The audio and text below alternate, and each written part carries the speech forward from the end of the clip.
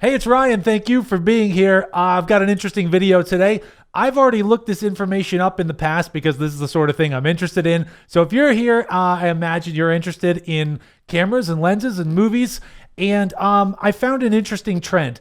A lot of times with these bigger festivals like Sundance or the Academy Awards or anything that's a huge film festival, it's kind of been boring in the past because it's always just the biggest, best, most expensive cameras.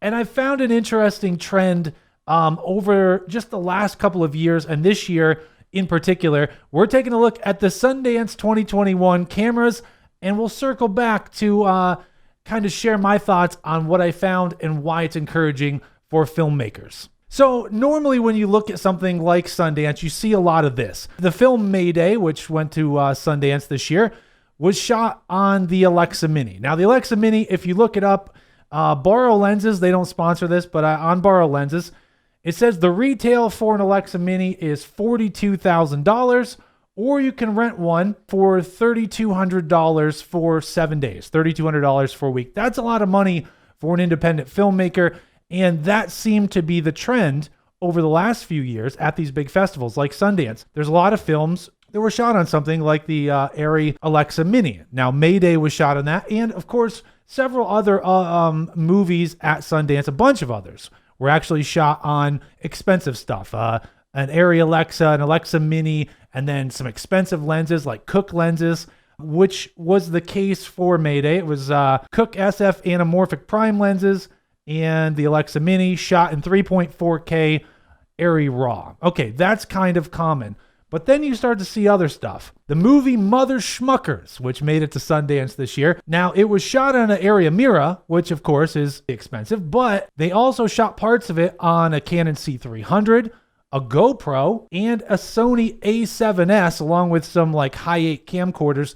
So, along with their main camera, they also shot it on some cameras that cost $200, $300, $400, $500, which is encouraging, which means maybe we're focusing on not just, super high-end stuff, but the fact that you can tell a great story with footage from a GoPro, with footage from a old Sony A7S, which is awesome. So that one was called Mother Schmuckers. It was shot on several cameras, including an Arri. But then I'm scrolling through. We've got, an Alexa on the movie Mass. You've got a bunch of different stuff, a lot of Alexa stuff. But then what also caught my eye, there was a movie called Knocking at Sundance this year. Now, Knocking was not shot on an Arri. It was shot on a Sony FS7. Now, the great thing about the FS7 is it's years old now.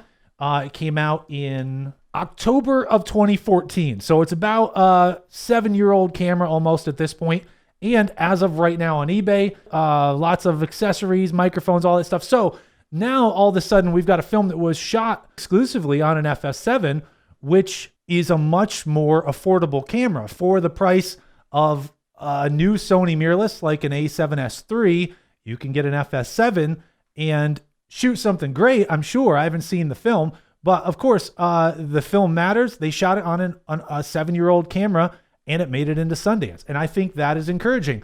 So there you go, a $3,000 to $4,000 camcorder shot a movie that got into Sundance, so that's cool. Also, looking at some other film. More Arri Alexas, the LF shot John and the Hole. There was a movie called Jockey that was the Alexa Mini. There was a movie called Hive, which was the Alexa Mini with Cooke lenses. So again, more expensive stuff. But then you get to a movie called First Date. First Date, directed by Emmanuel Crosby and Darren Knapp, shot on, get this, a Blackmagic pocket cinema camera.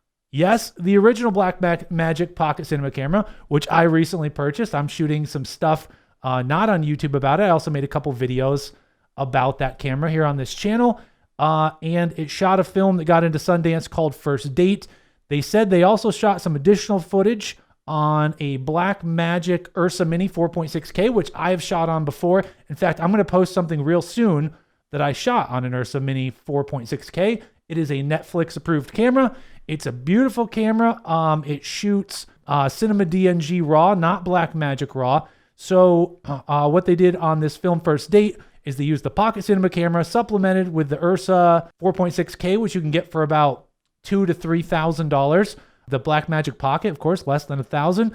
and shot some Cinema DNG RAW, which I've been shooting. It's a little bit more intensive than Blackmagic RAW, bigger files. You kind of have to go through a few more steps, but some beautiful footage. And they obviously shot a great film, or a film that appealed to people at Sundance because it got into the festival. And they shot it on a original Pocket, which came out like 8 years ago, and an Ursa Mini 4.6K, which is several years old. It came out before the Ursa Mini Pro and Pro 2. So again, very encouraging, I would hope, for filmmakers like you maybe, just to know, okay, we've got some affordable cameras, and I can make a great film on an old / affordable camera. What's also interesting is on that film First Date, the lenses they used were the very affordable Rokinon Cine lenses. I've owned them, and I'm sure you've heard of them. Super affordable budget cinema lenses. That's what they used on that film. A couple more Sundance 2021 films I want to talk about that got into the festival. This is another great one. El Planeta also got into the Sundance Film Festival. Hope I'm saying that right. This one, they said they had a limited budget. They wanted something that was small, versatile, cheap. What did they go with? Why, it's Blackmagic again. The Blackmagic Pocket Cinema 4K, another camera that I have. I absolutely love. They used Blackmagic RAW with the Blackmagic Pocket 4K. Also, the lens combination they use, which I've heard great things about. I've used these lenses, but not on a Blackmagic camera.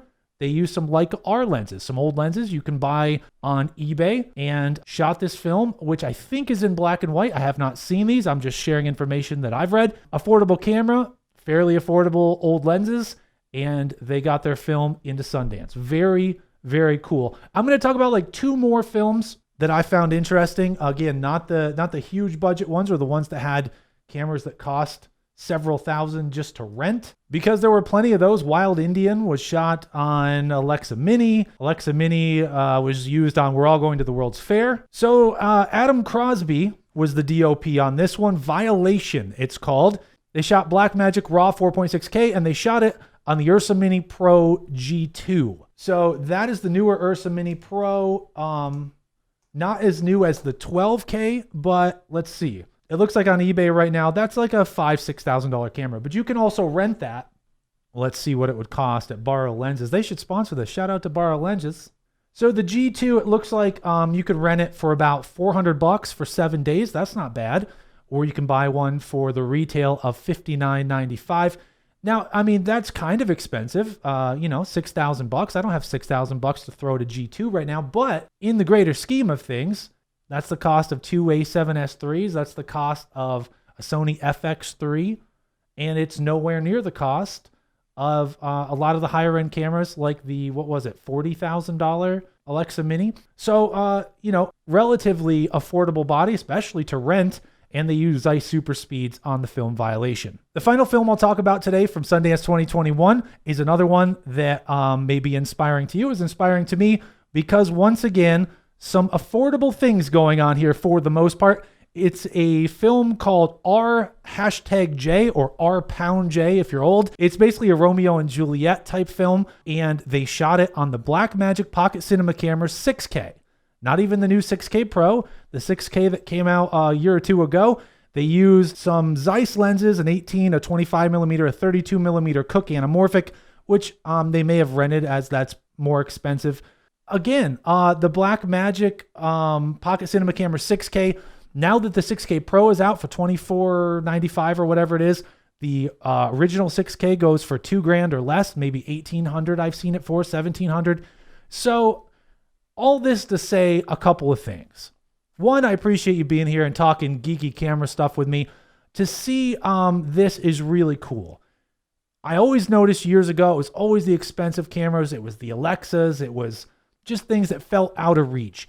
Now you've got, one of the biggest film festivals in the world. Not that you have to aim for Sundance. Aim for making yourself happy. Make a film, share it with people, enter a local film festival. You don't have to shoot for Sundance all the time. But what's interesting is that a huge festival like Sundance actually got some submissions that got through, because they get a ton of submissions and take like 1% of them.